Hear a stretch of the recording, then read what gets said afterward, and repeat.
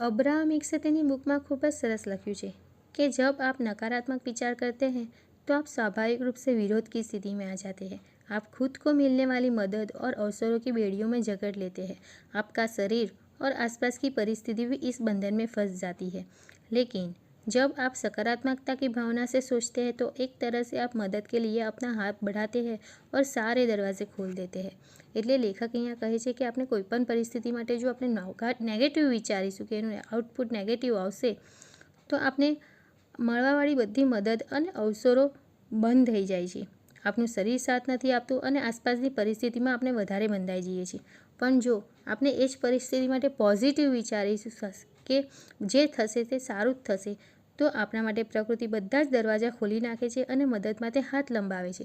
એટલે કોઈપણ પરિસ્થિતિમાં પોઝિટિવ વિચારવું ખૂબ જ અનિવાર્ય છે, તો જ આપણે એમાંથી બહાર નીકળી શકીશું। Learn and grow.